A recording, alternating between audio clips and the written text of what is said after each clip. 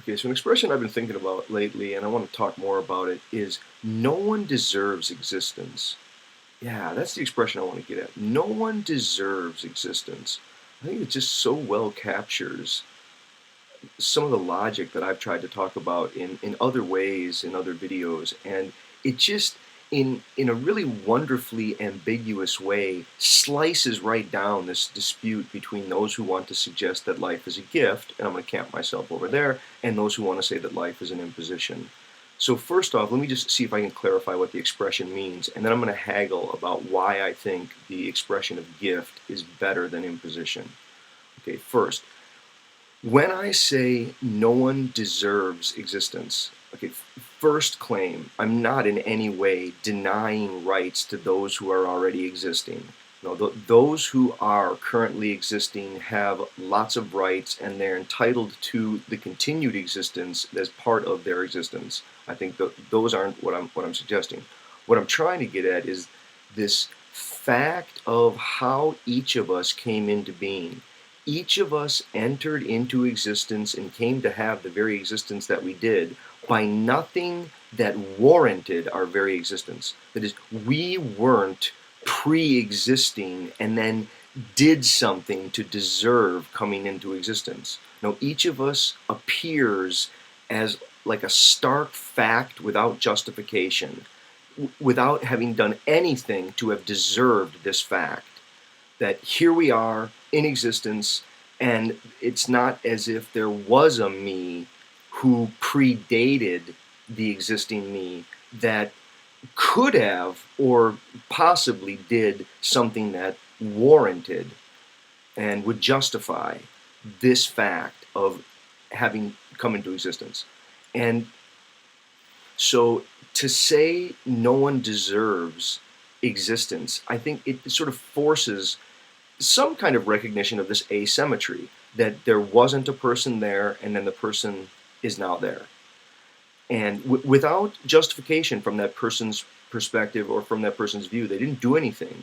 And now they're having to deal with all of this. But now, what is all of this and what does it mean to have to deal with it? The reason I would say that gift is a much preferable expression is that, first off, you don't need an actual entity there giving the gift. I think the gift it's a metaphorical logic, and it has to do with the problem of self-relation in that organism. So it's not sheerly the fact of material being, but it's the material being accompanied with the kind of self-understanding that even includes awareness of one's own death as ultimate end included in existence. So it's not the sheer fact of coming into being, but it's coming into being in such a way that one can know all along that death will be included at the end. Okay, so that's the gift. The gift is to realize the package is in some sense contained, and it doesn't come from a giver, but it feels to the recipient or to the person, because they didn't do anything to warrant it or justify. Suddenly, here I am, and to say here I am, I can feel a kind of gratitude and thankfulness for the very fact of my being. Why do I feel grateful? Because I didn't do anything to justify its very existence. It came undeservedly.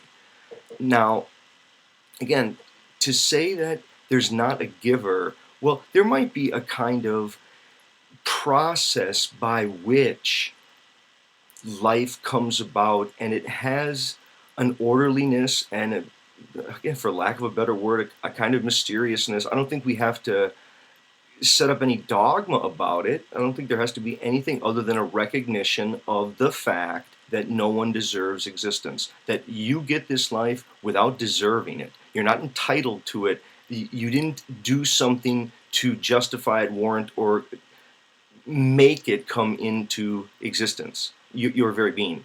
And this is why imposition, I think, doesn't really work. That who's imposing it?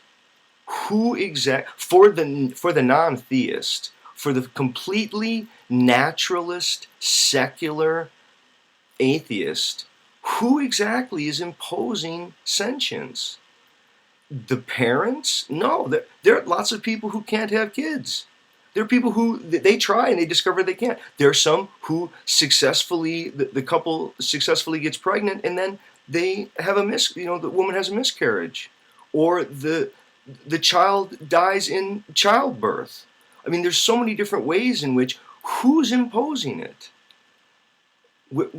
From where? I think if the imposition argument is really trying to get at the fact that no one deserves existence, sure, sure. Or if the person's just trying to say, yeah, I didn't deserve this and I don't like it, okay, well, fair enough.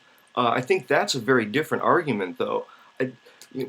Part of the difficulty is that the more that people want people or advise people into what could never be possible, the more they introduce forms of unnecessary suffering. To advise people to desire what could never be will always bring a kind of anguish and mental dis-ease. That is, to tell people that it's better to have never been, it's such an odd argument. If one wants to say, given one's own circumstances, they think it's best not to procreate, well, yeah, that's a very different argument, and that's maybe one that people could try to haggle about. And I think all people who don't have kids aren't necessarily against the idea of others who do want to do that, right? I think there's a whole range there, but I think that the sticking point is, no one deserves existence, and if one fully realizes that and fully comes to terms with that you don't deserve it, there's nothing that you did to deserve existence, I think it does open up as a gift. If some person says it's not a gift, it's an imposition, who's imposing what? And what is it about the gift?